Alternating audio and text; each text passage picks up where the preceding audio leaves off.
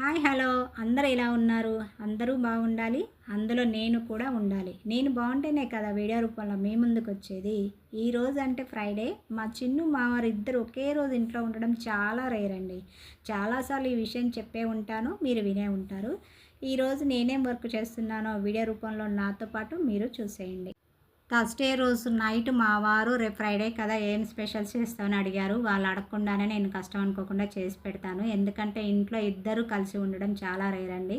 ఇంకా మా ఇంట్లో మా వరకైతే బయట ఫుడ్‌ని దాదాపుగా అవాయిడ్ చేస్తాం. ఇది కేవలం మా వరకేనండి. మిమ్మల్ని ఉద్దేశించి అనట్లేదు. ఎవరిష్టం వారిది. అయినా ఒక్కోసారి ఊరికెళ్ళినప్పుడు లేదంటే టూర్స్‌కి వెళ్ళినప్పుడు బయట ఫుడ్ తినాల్సి వస్తే ఖచ్చితంగా తింటాం. పస్తులుండలేంగా.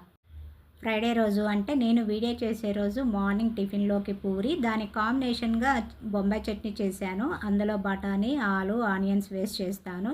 టేస్ట్ చాలా బావుంటుంది. కొంతమంది క్యారెట్ కూడా వేస్తారు. ముగ్గురం కలిసి టిఫిన్ తిన్నాము. ఇంకా మా వాళ్ళిద్దరూ గూడా స్నానం చేసి ఫ్రెష్ అయ్యారు. ఇంకా మా వారు ఏదో పని మీద బయటికి వెళ్ళి హాఫ్ అన్ అవర్‌లో వస్తా అని చెప్పి వెళ్లారు. ఈలోపు నేను కిచెన్‌లో కొంచెం సర్దుకొని సున్నుండలు ప్రిపేర్ చేద్దామని పొట్టు మినపప్పును వేయించి చల్లారిన తర్వాత మిక్సీ పట్టాను. దానిలో స్వీట్ కోసం ఇంట్లో 2 కేజీల బెల్లం ఉంది. దాన్ని చాక్‌తో చిన్నగా కట్ చేసి మినపప్పుని గ్రైండ్ చేసిన తర్వాత ఆ పౌడర్‌లో మిక్స్ చేసి అందులో యాలకులు, 2 స్పూన్ల వేయించిన బియ్యం వేసి మళ్ళీ ఒకసారి మిక్సీ పట్టాను. బియ్యం వేయించి వేయడం వల్ల సున్నుండలు నోటికి అతుక్కుపోకుండా కొంచెం బరకగా తినడానికి టేస్ట్ బాగుంటుంది. మీలో ఈ టిప్ ఎంతమందికి తెలుసో కామెంట్‌లో షేర్ చేయండి. బెల్లాన్ని చిన్న చిన్న పీసులుగా కట్ చేసి మిక్సీ పట్టేలోపు మా వారు వచ్చారు. బయట ఎండగా ఉంది. వచ్చి రాగానే వాటర్ తాగారు. నన్ను వాటర్ తెమ్మని అడిగారట. నేను వర్క్ బిజీలో ఉండి వినిపించుకోలేదు. కిచెన్‌లోకి తనే వచ్చి వాటర్ తాగారు. వాటర్ తాగి వెళ్ళే ముందు వీడియోస్ మీద ఉన్న ఇంట్రెస్ట్ నా మీద అంటే మా హస్బెండ్ మీద లేదని నవ్వుతూ చెప్తున్నాడు ఫ్రెండ్స్. అందుకే నేను నవ్వుతున్నాను. ఇది జస్ట్ ఫన్ మాత్రమే, సీరియస్‌గా తీసుకోవద్దు. వీడియోస్‌లో అప్పుడప్పుడు కొంచెం ఫన్ ఉండాలి. లేదంటే రొటీన్‌గా ఉంటే చూసే వాళ్ళకి కూడా బోర్‌గా ఉంటుంది. మిక్సీ పట్టడం అయింది. మినప్పిండిని ఒక బేషన్‌లో తీసుకొని అందులో కట్ చేసిన బెల్లంని యాడ్ చేసి మిక్స్ చేద్దామని అనుకున్నాను. అక్కడక్కడ చిన్న చిన్న బెల్లం ముక్కలు చేత్తో నలిపినా కూడా నలగట్లేదు.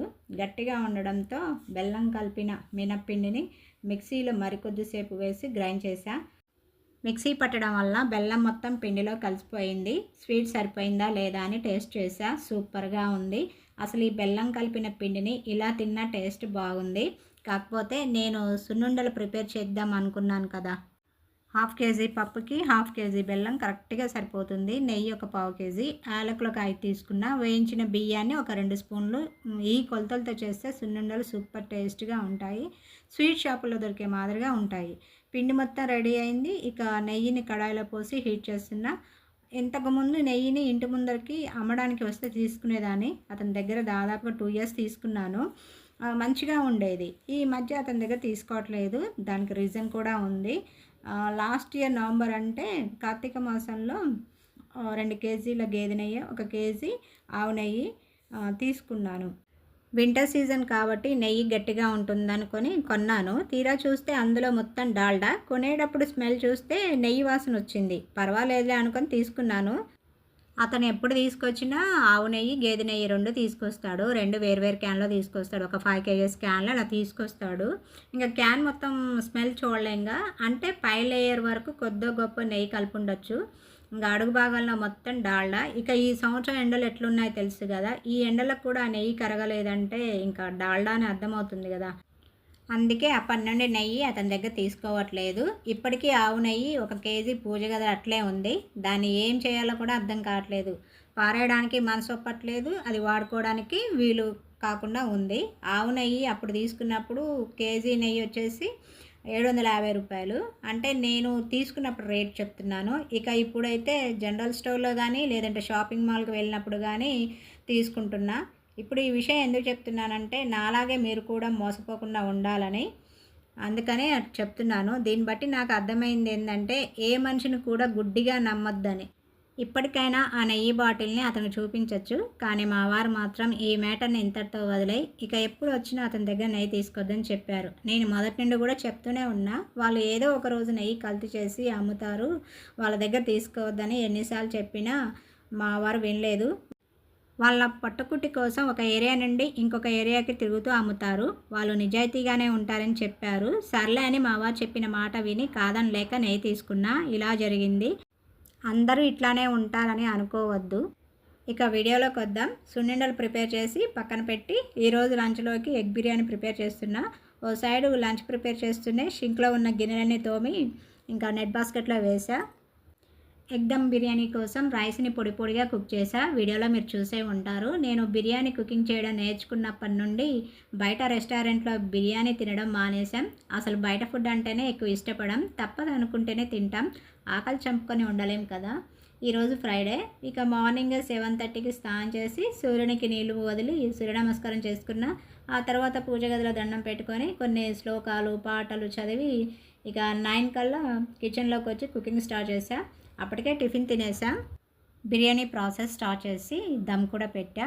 ఈ నాన్ స్టిక్ బౌల్ లిడ్ ఉంది కదా, అంచు నుండి ఆవిరి బయటికి పోకుండా లిడ్ మీద చిన్న రోల్ పెట్టి దమ్ చేస్తున్నా. ఈ నాన్ స్టిక్ బౌల్ని కేవలం బిర్యానీ కుక్ చేయడం కోసమే తీసుకున్నా. స్టార్టింగ్ నుంచి ఈరోజు వరకు కూడా ఇందులో బిర్యానీనే ప్రిపేర్ చేస్తున్నా.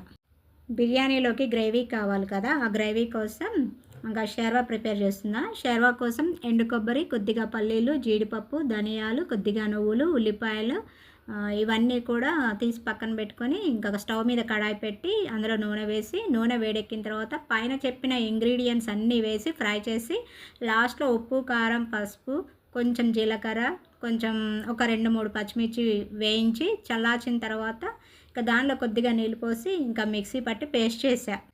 నా కిచెన్ చూస్తే కౌంటర్ టాప్ అంతా గజిబిజి గందరగోళంగా ఉంది. బిర్యానీ చేయాలంటే అన్నీ కావాలి. ఫ్రిడ్జ్లో ఉన్న ఐటమ్స్ అన్నీ కౌంటర్ టాప్ మీదకి వస్తాయి. కుకింగ్ అయిన వెంటనే ఎక్కడొక్కడ మళ్ళీ నీట్గా ఫ్రిడ్జ్లో సర్దుకోవాలి. మార్నింగ్ స్నానం చేసినట్లే లేదు. కుకింగ్ సెక్షన్ కంప్లీట్ అయిన తర్వాత ఇల్లంతా ఒకసారి నీట్గా క్లీన్ చేసి స్నానం చేసి వస్తే కానీ ఒంటి మీద ఉన్న చిరాకు పోదు. మా చిన్ను బిర్యానీ కుక్ అయిందా లేదా అని కిచెన్లోకి ఒక 2-3 సార్లు వచ్చి చూసి వెళ్ళాడు. మా వారు కూడా ఆకలి అంటున్నాడు. ఇంకా ఏదైనా స్పెషల్స్ చేసామంటే ముందుగానే ఆకలిస్తుంది కదా, అది కామనే కదా. మా ఇంట్లో నేను ఒక్కదాన్ని ఆడదాను కాబట్టి కుకింగ్ చేసేటప్పుడు మా వాళ్ళు ఎవరు కూడా కిచెన్లోకి వచ్చి నన్ను అస్సలు డిస్టర్బ్ చేయరు. మ్యాక్సిమం టైం మెయింటైన్ చేస్తా. మార్నింగ్ బ్రేక్ఫాస్ట్ నుండి నైట్ డిన్నర్ వరకు టైం టు టైం తినేయాలి. ఎప్పుడో ఒకసారి టైం లేట్ అవుతుంది, అవ్వదని చెప్పను. ఎంత టైం మెయింటైన్ చేసినా ఒక్కోసారి బయటికి వెళ్ళినప్పుడు, లేదంటే హెల్త్ బాగోలేనప్పుడు, లేదంటే ఫెస్టివల్ సీజన్లోనే లేట్ అవుతుంది. అది ఎవరికైనా కామనే కదా. అవును, ఈరోజు పిల్లలకు స్కూల్స్ కాలేజెస్ బంద్. మీ పిల్లలకు కూడా స్కూల్స్ కాలేజెస్ బంద్ ఉన్నాయా? ఉంటే మాత్రం కామెంట్లో షేర్ చేయండి. మీ పిల్లలు ఇంట్లో ఉంటారు కాబట్టి ఈరోజు మీరు ఏం స్పెషల్స్ ప్రిపేర్ చేస్తున్నారో అది కూడా కామెంట్లో షేర్ చేయండి. మార్నింగ్ కాలేజ్కి వెళ్ళి ఇంటికి రిటర్న్ వచ్చాడు. బంధు వాళ్ళు కాలేజ్ క్లోజ్ చేశారట. మార్నింగ్ మా వారు మా చిన్న ఇద్దరు కలిసి స్కూటీ మీదే వెళ్తారు. మా వారు మా చిన్నుని కాలేజ్ దగ్గర డ్రాప్ చేసి అక్కడ నుండి ఆఫీస్కి వెళ్తారు. అయితే మా వారికి ఈరోజు ఫ్రైడే కాబట్టి వీక్లీ ఆఫ్ ఉంటుంది. కాబట్టి మార్నింగ్ కాలేజ్ దగ్గర డ్రాప్ చేసి బంద్ అనగానే ఇద్దరు కలిసి స్కూటీ మీద రిటర్న్ అయ్యారు. వాళ్ళిద్దరు ఇంట్లో ఉండడం చాలా రేర్ సిచ్యుయేషన్. అందుకని అప్పటికప్పుడు బిర్యానీ చేయడానికి రీజన్ కూడా ఇదే. ఎగ్ దమ్ బిర్యానీ కుక్ అయిన వెంటనే స్టవ్ ఆఫ్ చేసి 10 మినిట్స్ రెస్ట్ ఇచ్చా. 10 మినిట్స్ అయిన తర్వాత మా చిన్నుని మా వారిని ఇద్దరిని పిలిచా. మా వారు సిస్టమ్ వర్క్ చేస్తున్నారు. 5 మినిట్స్లో వస్తా అని చెప్పి మమ్మల్ని తినడం స్టార్ట్ చేయమన్నారు. ఇంకా వీడియోలో చూపించాను కదా, ఎగ్ దమ్ బిర్యానీ పొగలు కక్కుతుంది, అంత వేడిగా ఉంది. ముందు మా చిన్నుకి పెట్టా, ఆ తర్వాత నేను మా వారు ఇద్దరం కలిసి తినేసాం. ఏది ఏమైనా మన ఇంట్లో మన స్వహస్తాలతో హస్బెండ్కి పిల్లలకి కుక్ చేసి పెట్టి తింటే ఆ హ్యాపీనెస్సే నెక్స్ట్ లెవెల్లో ఉంటుంది. మీరు అవునంటారా కాదంటారా? కామెంట్లో షేర్ చేయండి. మన ఇంట్లో వాళ్ళు మన చేతి వంట తిని మనల్ని పొగుడుతుంటే మనకి వచ్చే ఆనందం చూసారా? మనకి ఎన్ని లక్షలున్నా కోట్లున్నా అవన్నీ పక్కన పెట్టాల్సిందే. నిజంగా చెప్తున్నా, భర్తకి పిల్లలకి మన ఇంట్లో మన చేతులతో రుచికరమైన ఫుడ్ వండి పెడితే వాళ్ళు మనల్ని మెచ్చుకున్నప్పుడు, అంటే పొగడతారు కదా, అప్పుడు మనలో కలిగే సంతోషం వెలకట్టలేంది. ఇంతకు మీరు లంచ్ స్టార్ట్ చేశారా? మేమైతే స్టార్ట్ చేసాం. మా వారు మాతో పాటు జాయిన్ అయ్యారు కానీ వీడియో తీయలేదు. తనని ఇబ్బంది పెడుతూ వీడియో షూట్ చేయడం నాకు ఇష్టం ఉండదు, అందుకే వీడియోలో కనిపించలేదు. నేను మా చిన్ను ఇద్దరం కలిసి తిన్నప్పుడు వీడియో షూట్ చేశా. ఇక తినేసిన తర్వాత డ్రాయింగ్ స్టాండ్ మీద బట్టలు ఉంటే అవి తీసుకొచ్చి ఇంకా ఫోల్డ్ అయితే చేస్తున్నాను. నెక్స్ట్ వాషింగ్ అయితే ఆన్ చేయాలి. అంటే ఎర్లీ మార్నింగ్ స్నానం చేశాను కాబట్టి వాషింగ్ రన్ చేయలేదు. బట్టలన్నీ ఫోల్డ్ చేసి ఎవరి బట్టల దగ్గర వాళ్ళకి పెట్టేసి స్నానం చేసి వచ్చిన తర్వాత వాషింగ్ రన్ చేస్తా. వీడియో నచ్చితే మాత్రం లైక్ ఇవ్వడం అసలు మర్చిపోద్దు. ఫస్ట్ టైం మన ఛానల్ చూసినట్లయితే ప్లీజ్ సబ్స్క్రైబ్. మళ్ళీ నెక్స్ట్ వీడియోలో కలుస్తా.